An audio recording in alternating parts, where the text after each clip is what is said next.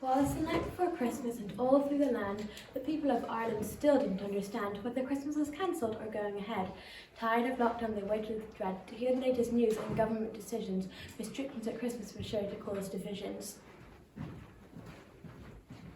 At Dáil Éireann, the politicians sat 2 meters apart. Micheál Martin announced, "Well, let's get a start. We're here to discuss whether Christmas should go ahead or these new COVID figures should be cancelled instead." Tony Hoolan was donning his brown black hat with the Grinch-like expression in the corner he sat. With a clipper in hand from a CEO rose, call orders his glasses slipped on his nose. This is the Christmas I'd like to propose. Non-essential services all to remain closed. the politicians let out a sigh and a gasp. What you're asking us, Tony, is no easy task. And what about Santa who delivers toys? We simply can't disappoint our nice thousand boys. One thing is certain, it just can't be allowed. Santa Claus to come here and go flying around, breaking restrictions and running amok. If he thinks that's alright, well then he is mistook. Visiting thousands of households in only one night, with this country in crisis, it just isn't right. And let's not forget that Santa's over 70. That puts him firmly in the at-risk category. He should be safely cocooning at home with his family, not getting about and travelling internationally. Santa was 70 to Santa on arrival. Extra nights like this will ensure us when children will all be tucked up in their beds. He won't eat a soul before going on the sled. Toys are not essential, that's the last thing I'll say. Let's put an end to this nonsense and send Santa away. But Taoiseach, it's not just Santa.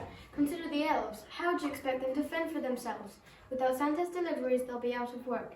You simply can't do that. They'll think you're a jerk. Unemployment at the workshop, no money coming in. Shelves full of toys. I say it's a sin. They can claim the pandemic unemployment payment. They just call the welfare office and make a short statement. I won't stand for this, Taoiseach. I'm putting down my foot. And I hope when Santa comes, he'll get a big bag of soot. Ooh. That's out of line, Mary Lou, and not very nice. You've hurt my feelings now more than once or twice. We'll return in the morning with temps of calm and decide upon our final Christmas command. Meanwhile at the North Pole, Santa sits on his telly with milk and cookies carefully balanced on his belly. He turned up the volume of the RT News and rudely woke Miss Claus from her snooze.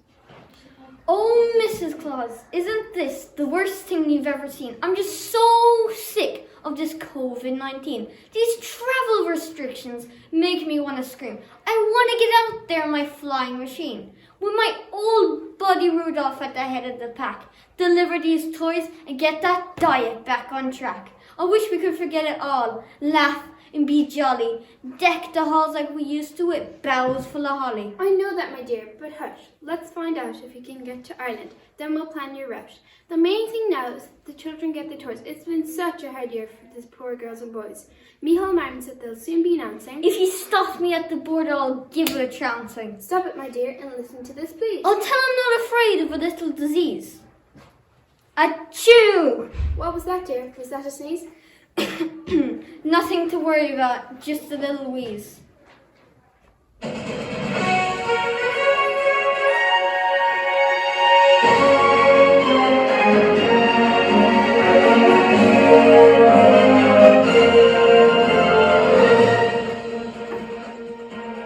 The Cabinet have announced they have yet to decide whether we're on level 2.3, 4.2 or 3.5.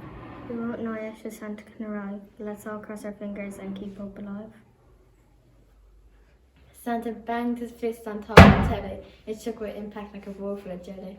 Tomorrow's Christmas Eve. We need to know now the new travel rules and what Ireland will allow. Do I fill in my sleigh with Ireland supplies?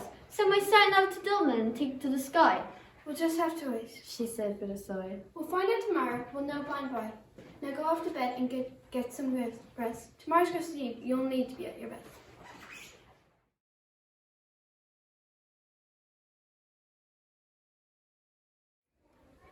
At the door the next morning arrives a special guest, small with white hair but dressed at his best, armed with a briefcase and an important mission to convince Dáil Éireann not to break with tradition.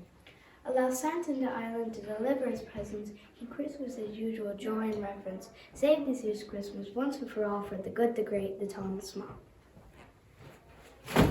Taoiseach, I ask you, I'm begging you please, if you refuse to help me, I will beg on my knees. The children of Ireland have been through enough. Let's give them a break. This year has been rough. They've missed us on birthdays and no Halloween. Communions, confirmations, and everything in between.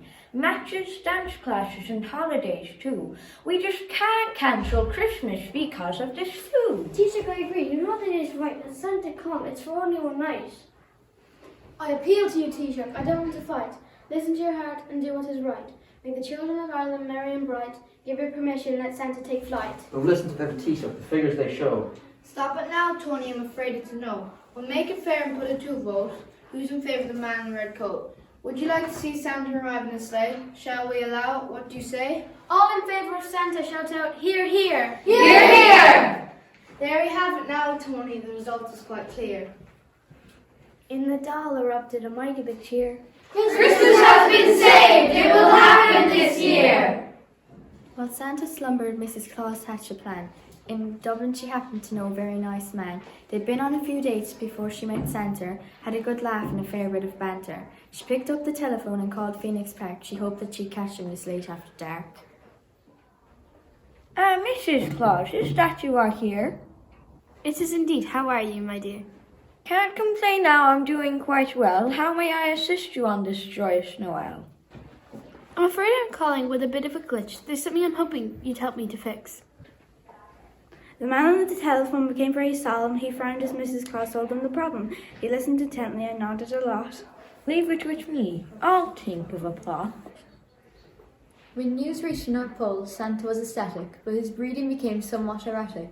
He was under the weather, but decided to fight it. To get back in his sleigh, he just felt so excited. The reindeer were saddled 2 meters apart. The sleigh was loaded, ready to depart. And all of a sudden, Santa gave a great sneeze. Nothing to worry about, just that cold breeze. He shivered as though he might freeze. I don't really like the sound of that chest. I'm calling the doctor. I think that is best. To get it checked out, we need to know now, before you fall ill flying over Bilbao.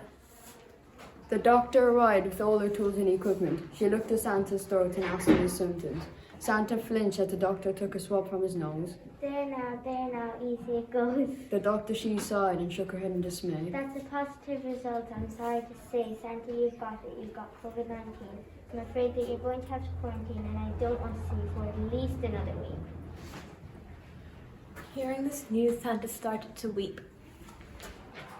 What about the children? I can't let them down. They're waiting with excitement in every single town, in the villages and farmyards across the nation. To disappoint them now would be An aberration. The year 2021 is already a disaster. Please let me bring them some joy and some laughter. Oh, Mrs. Claus, tell me, what shall we do? Doctor, tell me, do I have it too? I'm quite determined that you give me the test. I'm not fond of needles, but I'll try my best. Mrs. Claus grimaced as the doctor took a swab. While this was happening, Santa continued to sob. It's good news, Mrs. Claus. You're all in the clear. Why won't you deliver the presents this year? Oh, I don't know about that. Sure, I don't know the way. It's been years since I've driven that worn-out Mrs. Claus, you have to do it. What do you say? Well, if you don't know the way, you can download some apps. There's satellite navigation and, of course, Google Maps. If you get lost, I can guide you on Zoom. I'll be right there with you as you enter each room. It will be an adventure. What do you think? And when we get home, we can have a warm drink. All right. Said Mrs. Claus with a nod and a wink. Shove over there, Santa, and give me the reins. Remind me of the rules for flying the plane. On Dasher and Dancer and Prancer and Vixen, and Comet and Cupid and Donner and Blitzen. To double we fly and don't stop roll. No dash away, dash away, dash away all. Santa heard her exclaim as she drove out of sight. Merry Christmas, my dear. I'll be back at first light.